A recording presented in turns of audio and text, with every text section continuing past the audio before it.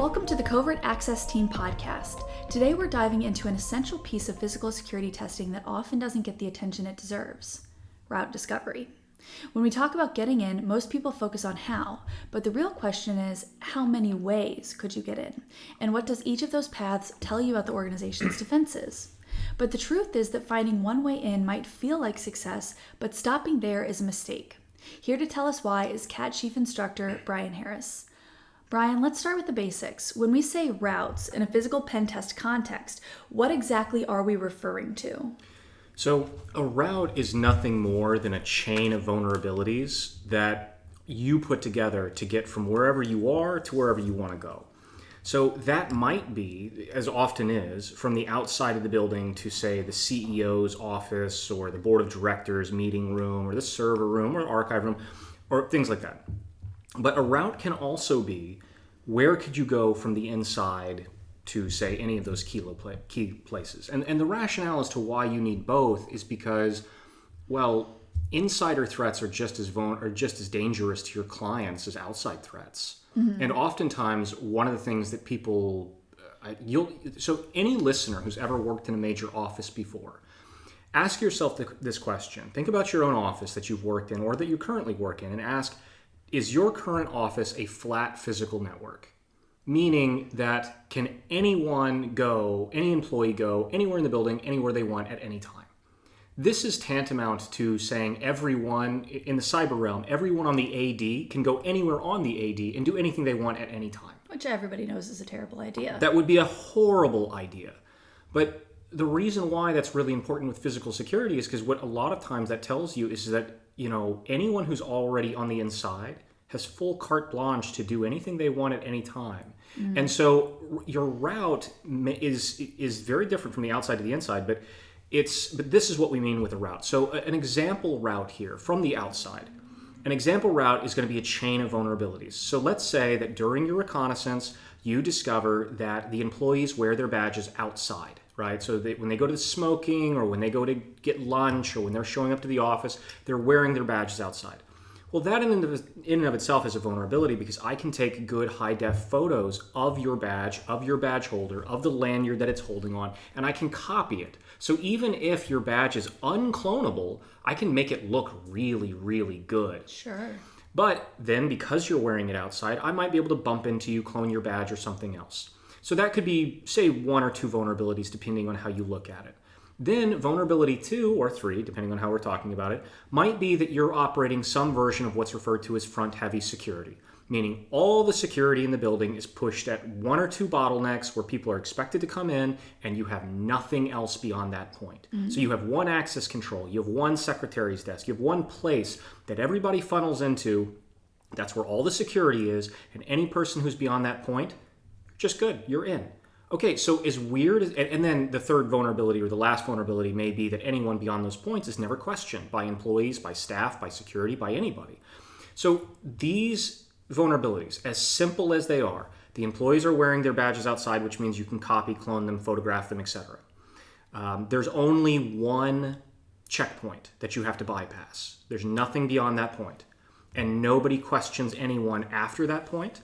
Well, you can easily see how that could be put into a route. My goal is to get into the top floor where the CEOs have a meeting and bug the corporate boardroom. Okay, well, in order to get there, I have to chain these 3 vulnerabilities together, look the part, dress the part, etc., and then I'm in. Then I'm not only in the building, I've bypassed all your security, but now I can go to the top of the floor. That's a single route.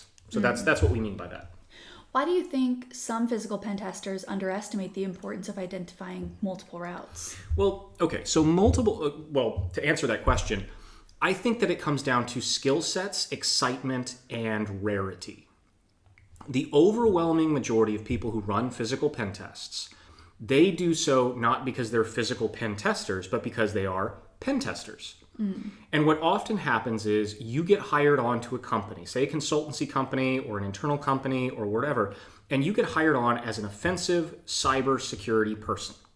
So 95% of the time, I'd say 99% of the time, you will be running web app testing, network testing, Wi-Fi testing, and these types of cyber-based pen testing.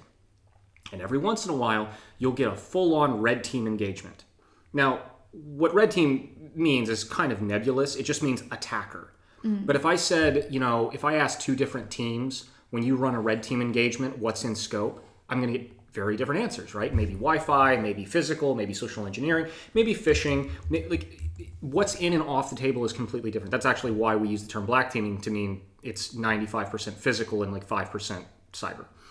But in this context, what often happens is that when people do get a physical pen test, one, they're usually very out of practice. Maybe they did one physical pen test a year, and they're very, very excited. And they don't think of this in the right kind of frame of reference. They think of a physical pen test as, my goal is to get to the server room on the top floor. And that's right, that is your goal. But your goal is not to get into the server room in one way. Your ultimate goal is to increase their security. And the only way that you can do that is by identifying every possible route that you can find and then testing as many as you can. So, well, I'll leave it there for now. Gotcha. So in cyber pen tests, there's the expectation that you'll find all vulnerabilities. Why should the same standard apply in physical pen testing? Right. So, okay, let's suppose for a minute that you get hired on to do a physical pen test on a web app. And let's say that the goal here is just that. You get hired on, they say, we've got 2 weeks. 2 weeks to run a pen test on a web app. Okay. Now, on day 5, you discover a method. Say, I don't know, you find an IDOR or something that allows you to go from the login portal, get you access to an admin credential, use that to get access to whatever it is that you need to get access to, and you have full control over the web app. Okay, that's super bad, right? But if you stop there, if that's the end of it, hey, I found one critical vulnerability, done. That's it, right? Okay. Well, you haven't done your job. What you've done is you found something really bad. Sure. Something that definitely needs to be fixed. But what happens if you would have continued to test and you would have found 5 more criticals? Or if you would have found 10 highs and 1 medium and 30 lows or in severity? And that's the problem, is that a lot of physical pen testers, they get so excited because this is rare and it's a James Bondy kind of feel, and they're going to find a way in, and they do, and then they stop. But what they've really done is you have found one high or critical vulnerability. You felt really good about it, which you should, because you found something awesome. Well done. But then you stop because, well, I don't want to get caught. I did this awesome thing. Like, I feel amazing right now. That's where I want to stop. And so it's like, yeah, see, that's the problem is that I would say probably about 60 to 70% of the time you are not being hired to test one route. There are exceptions to this, but most of the time you are being hired to test their security. And when you are testing their security, you need to test all of their security, not just, hey, I found one high vulnerability or one high route into the, wherever, and I feel pretty good about it. So that's it. That's the test. Sure. And then how much are you missing? Exactly. How much are you missing? You should go back and listen to our other podcast about when are you done testing, because it's a very important question. When are you done?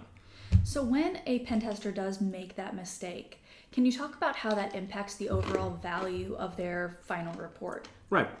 So here's the problem with doing this. Let's go back to the web app analogy. Now let's suppose, objectively, that on this web app, there exists 3 critical vulnerabilities. Okay, so there are 3 vulnerabilities that are of the highest caliber of screw up on the development side. And you discover one. And as soon as you discover that one, you stop right there. That's the end of the test, because you found one, right? But there are still 2 more, objectively, that you never discovered. But because you never discovered them, they never went into the report. And because they never went into the report, the client is unaware of them. And this is the really insidiously bad thing, is that the client now has this false sense that once we fix that one thing, we are fine. Sure. And we don't need to hire another pen test team to come in for a long time because we are covered. We are good. And from a legal standpoint, you have to be really careful as a pen test company, because if you sign off and say, we've tested your company and we say that this is it, if you fix this one thing, you are fine. And then 5 days later, some hacking group finds one of the other critical vulnerabilities and takes advantage of it, they're going to come back on you and say, why didn't you tell us about this? Is it ever reasonable in physical or in cyber to find all routes, all Well, there's no such thing as, in physical security especially, there's no possibility of finding all possible routes because a lot of it is social. Some things that might be available today may not be tomorrow, and vice versa.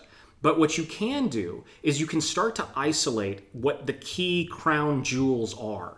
So one of the things that you do is you'll ask the client, what are the things that would destroy your business if you lost this thing? Maybe it's intellectual property, maybe it's a product, maybe it's access to information, maybe it's a big robot that runs around a warehouse putting shit together. Ask the client, and sometimes the client won't know, but ask the client, what if you lost access or you lost this thing, what would destroy your company? What would destroy your business?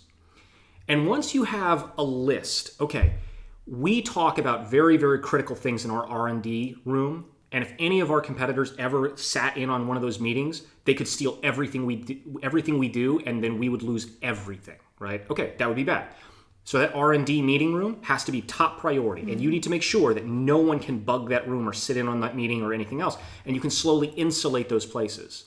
But one of the things that often happens, especially with new pen test teams, is that the client says, well, we're concerned about cyber pen testing, so therefore we're concerned about the server room.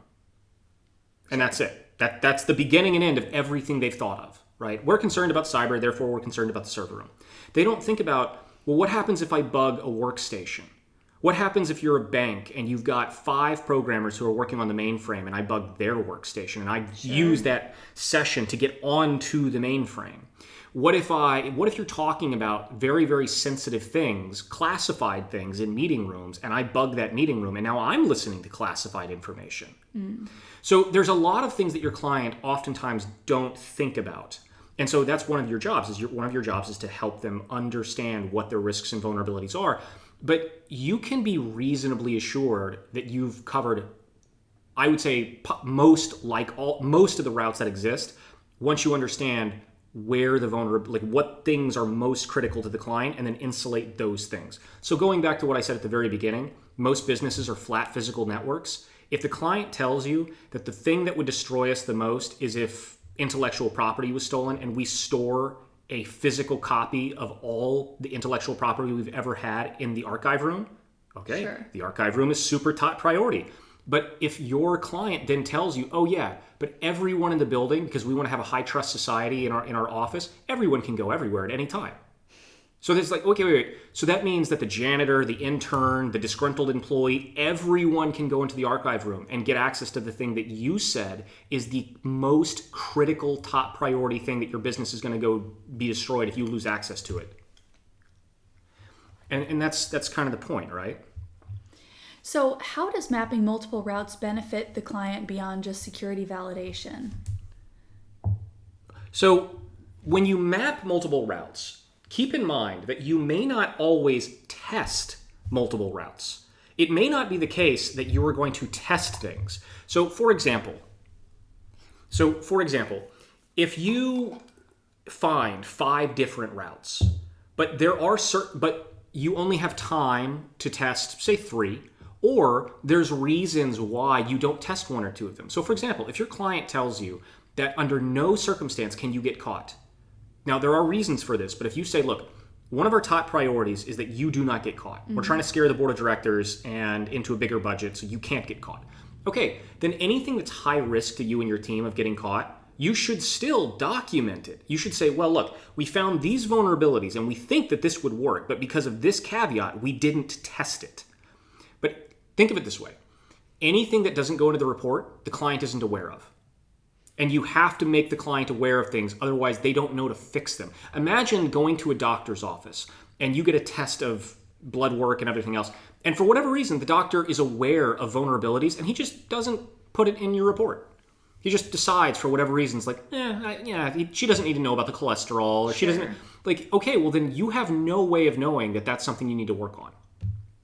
Can you share an example where a secondary or tertiary route revealed a much larger systematic vulnerability than the primary route? Yeah, sure. So there was a job that I was doing a while back, and one of the goals was to, of course, get into the server room.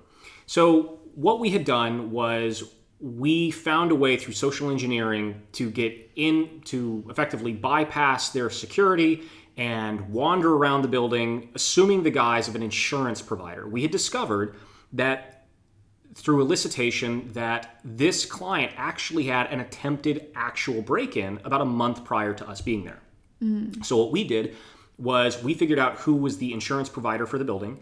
We used a guise to come in and say, well, we need to come in and take photographs of the types of things, the security that you have in place, so that if this break-in had have been successful, you'd be covered.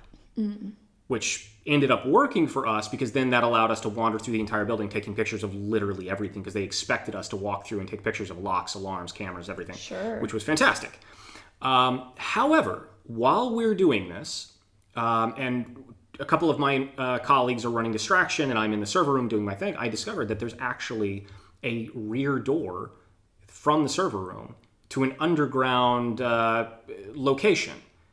And interestingly, somebody had put an alarm on the door, but they had done it wrong.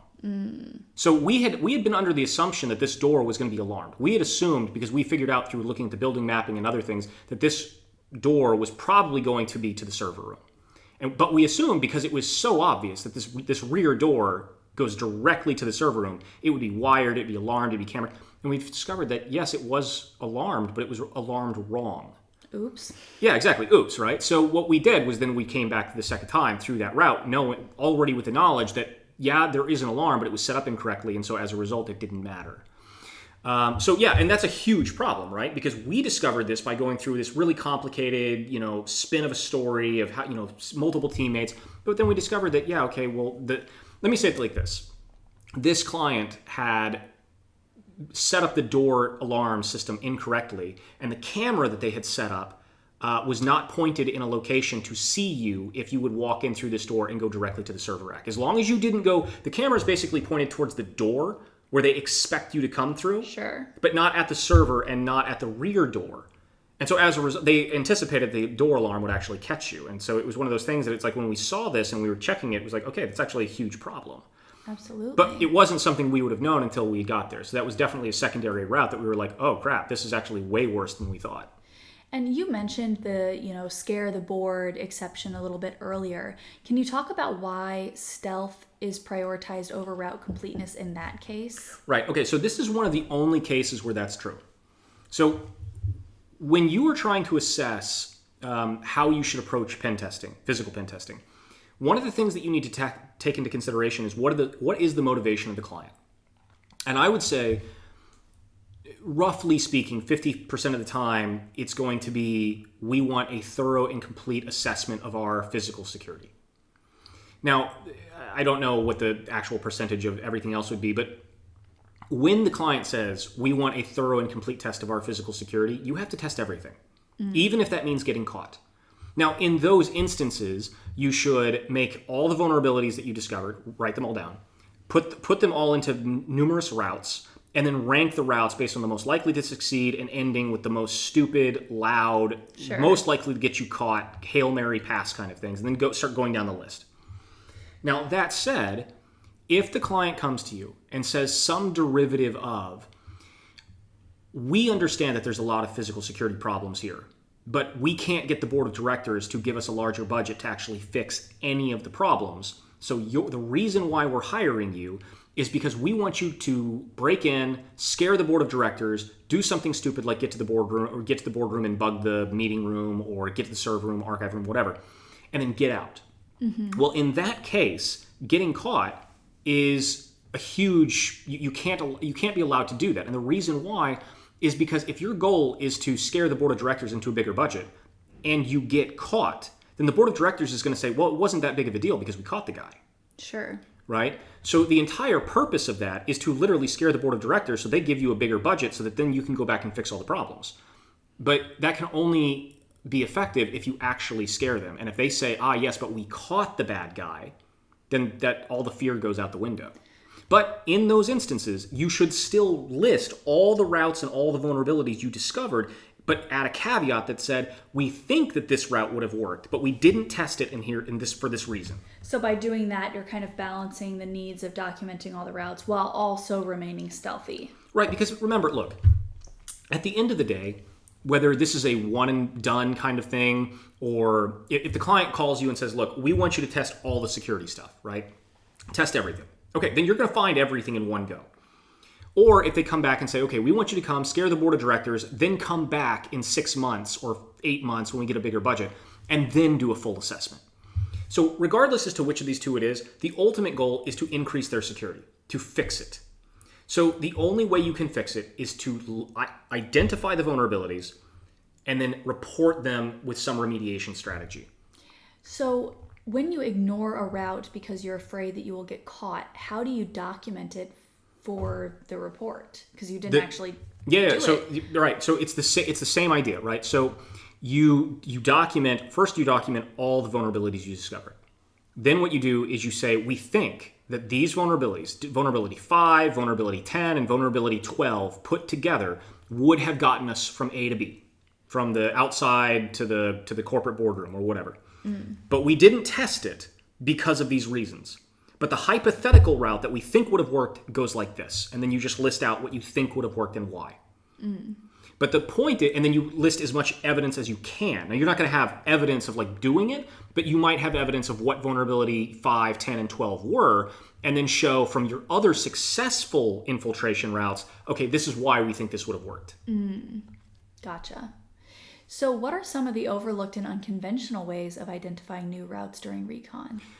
I don't think that there's any unconventional ways of doing it. I just think that there's ways of doing it. So when you're running reconnaissance, recon has multiple phases to it. Ideally, you want to start as far away from the target building as you can and then end with getting inside the target building. So the phases of recon are your OSINT, which you can do from anywhere on Earth, doesn't really matter.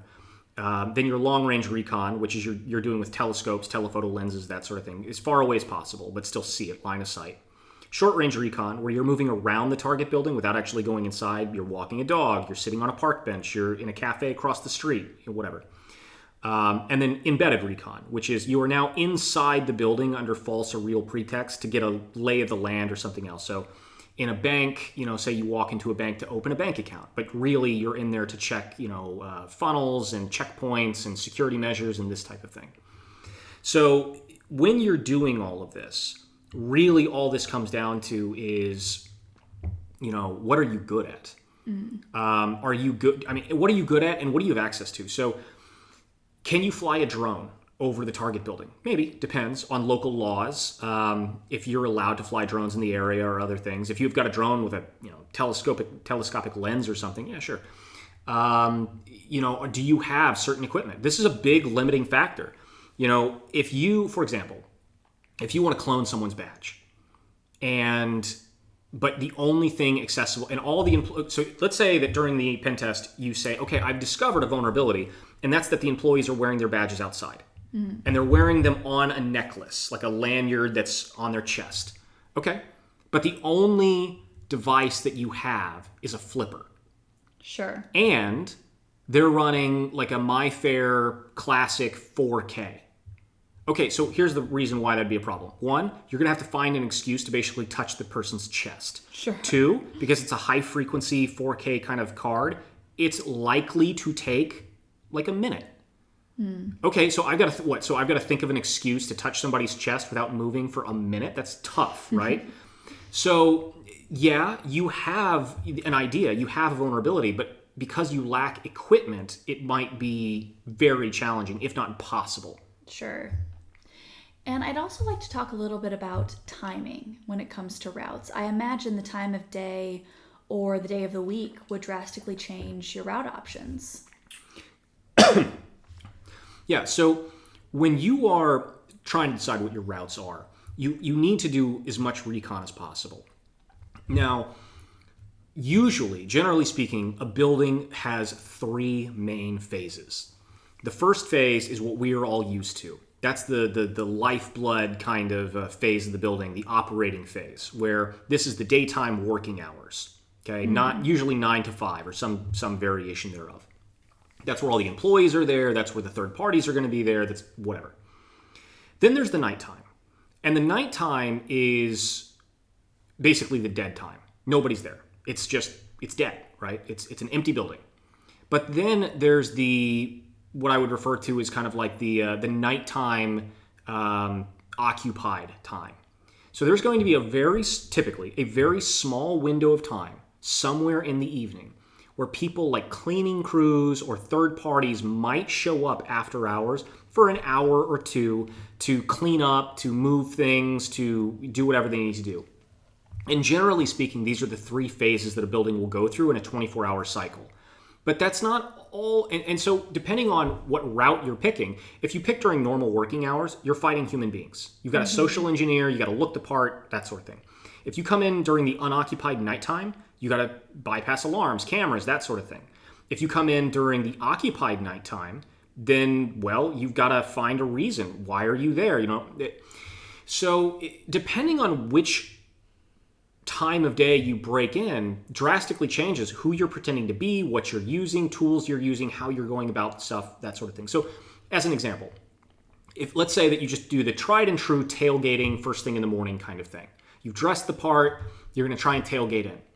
Okay, well, in that case, I would say 70% of buildings, there's one checkpoint. There's one access control system. There's one access control door, something. And if you tailgate through that one spot, you're just in. Right? You're done. That's the end of it. Yes, the building has alarms. Yes, the building has cameras. But none of it matters. None of it matters. The only thing that matters is that you have to blend in. Now, if you break in at night, there's no humans. You can dress in sweatpants. Doesn't matter what you wear, right? Nobody cares what you're wearing. But you have to be able to bypass every alarm and every camera perfectly. And you can't miss one. Because if you miss one, the jig's up. Sure. But then if you so what time of day you decide to break in it's very dependent on what you're good at, what tools you have, and the nature of the building. But that said, there's going to be a lot of instances where you're not always going to have all the information you need. I'll give you an example. I got called in to do a last minute assessment on a very, very short pen test. The pen test is only going to last, I think, like 5 days, and the people had already been on site for 2 or 3 days. And they tell me that the clients are all showing up in business attire, suits, nice work attire, that sort of thing. So Friday, we're going to try and break in. And as we're walking up to the building, we notice that everybody's wearing casual clothes. Mm. Well, because we didn't have enough, because the people that I was working for at the time, we didn't have enough time to assess that Friday was a casual Friday.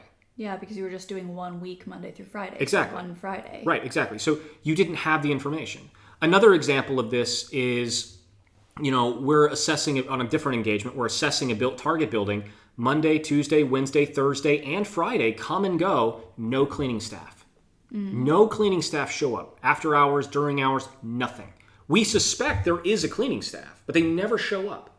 So that makes assessing when they're going to show up or how to impersonate or which direction they're coming in or what time they're coming in, it means that that's still an option to try and use the cleaning staff because they're going to shut off all the alarms and cameras. But you don't know when they're coming. You don't know how they're coming in. You don't know anything. So it gets tricky. And if you're operating on a time crunch, yeah, sure, it's still an option, but you don't know if or when. Sure. So I know you've talked in the past about the importance of recon and how normally recon is roughly 50% of the time of an engagement. Right. How do you balance thorough route discovery with the limited time that you might have for an engagement? Yeah, so when you're running, this kind of gets back to the idea of when do you write a report on a pen test? And in my opinion, the best way of writing a report on a pen test is do it as you're testing, rather than wait till the last day when you're trying to remember everything. Sure. But as you're going along, as you're discovering things, you need to have some type of organizational structure for you or a team or however you're operating, so that as you're going through, you're slowly getting more information. Okay, first things first. What does the building look like? How many entrances are there? What is the opening hours of the business? What are the employees wearing? You're slowly gaining more and more information. You're identifying useful things. You're identifying vulnerabilities. You're identifying all these things. And you're slowly in your mind putting together, okay, I think I could use this as a route. And as you're doing it, then you're looking for patterns. So if I say, okay, I've noticed that every day at lunch, these 2 employees come out of the back and they prop the back door open and they smoke. Okay, that could be an entrance for you. Or if you say, okay, I've noticed that at 9 a.m. on this one door, employees tend to tailgate one another. And the company has 400 employees, so nobody's going to remember everybody. Nobody's going to know everybody. So you can kind of assess these things. You can kind of, like, as you're going along, put them together, but always be prepared to loop back to recon. So let's say that you've done 50%. Say that your engagement is 2 weeks long, and Monday through Sunday, all you did was recon, right? You've got a really good idea of what's going on. And Monday morning, you're like, okay, we're going to try route 1, the most likely to succeed thing. And route 1 requires you to go through a rear access door that's usually unlocked. Okay, you go through that door and it's locked. Okay, well, the plan has failed, right? Like, Monday, we see that this door is regularly unlocked, and the plan is to go through a rear access door that we see over and over again is unlocked, and we go through it and the door's locked. Sure. Okay, well, then we got to go back to the drawing board, right? We got to use our escape clause to get out of that situation. We got to go back and figure out something else. So you always have to be prepared to return to recon. Be like, okay, well, we thought that was going to work and it's not.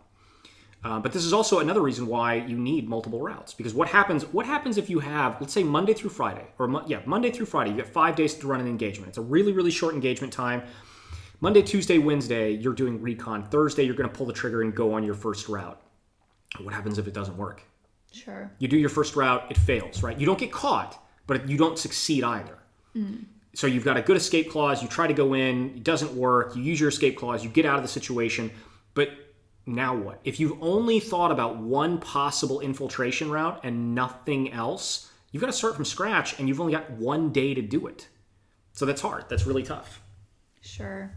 So if a person is doing everything that they should and they have multiple routes into a building, what does it look like on the report end to document those in an ideal format? Sure. So I've written a couple blog posts on how to write a physical pen test report, but fundamentally the first sections of the report are going to be like any other report. It's going to be like cyber pen test or anything else, right? You've got the cover page, you've got the general, what is the pen test, the dates, the times, the locations, who did it, all that kind of stuff. You've got the executive summary, you've got like a findings page of like this many routes, this many vulnerabilities, critical high, etc. So you have all that. That's all the same.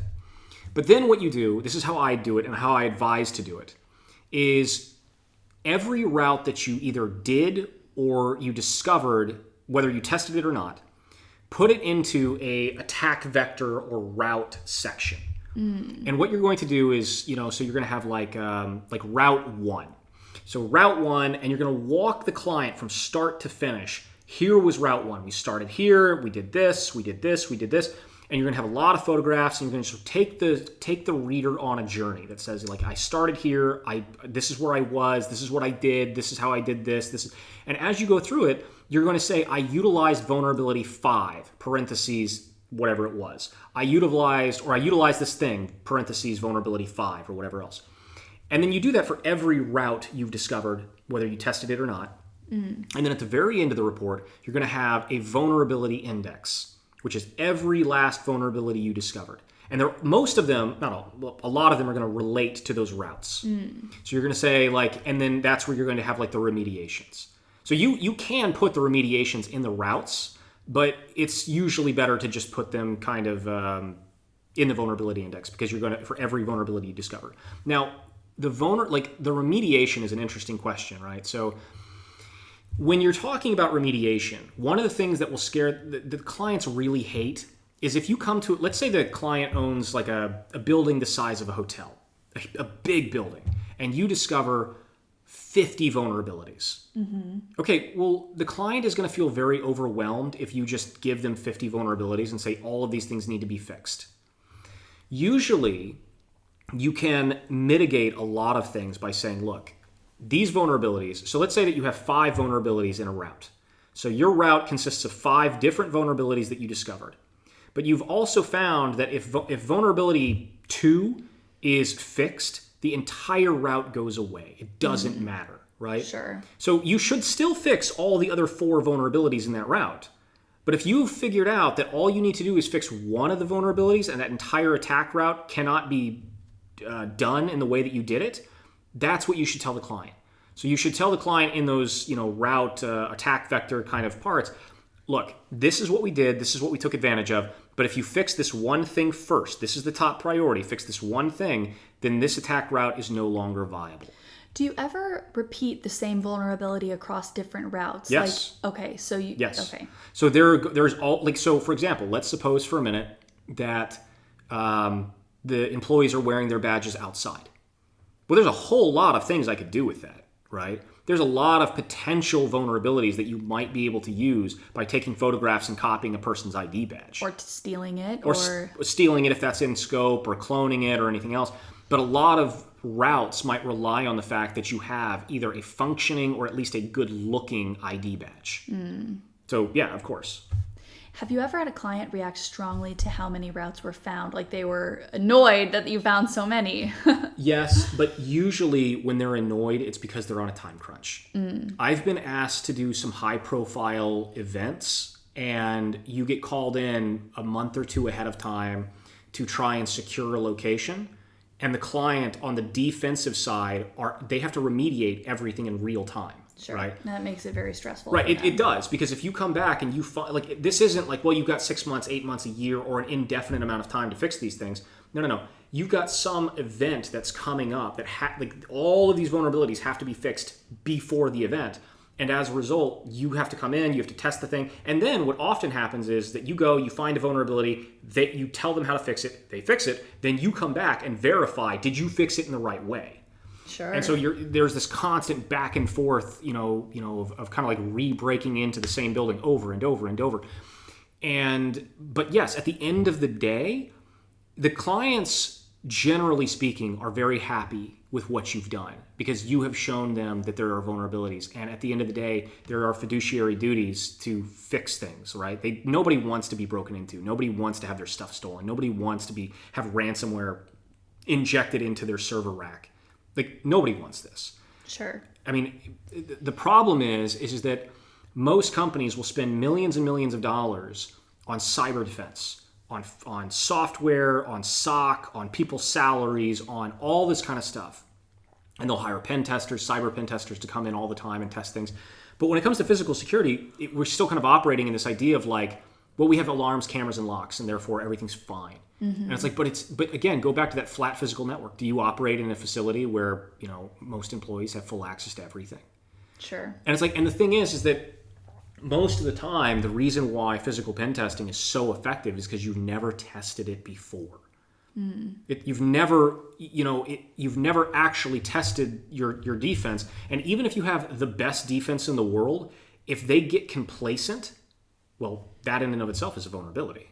Sure. So, I mean, it's if the defense gets complacent, then let me give you an example of how I use the complacency of really, really good policy to break into a building. I had a high security facility once, and I'm sitting at a kebab shop at like 6 a.m., and I see a security guard walk outside the door, and he opens the door and says something on the radio. And then he walks over to the next door, unlocks it, says something on the radio. And he does this for around the entire building. So at 6 a.m, I'm at a kebab shop just kind of doing reconnaissance, short range, monitoring it. And I see this. And I see this happen 3 days in a row. And I figure out what this guy's doing is that they have a policy in place that at shift change for their security, because they have on-site security, at shift change, he goes around at every external door, opens it, and radios to the facility manager or the physical SOC or whoever, I've opened door number 5. Did you see door number 5 alarm open? Yes. I opened door number 6. Did you see door number 6 alarm open? Yes. Well, the problem is that this guy has done this God knows how many times.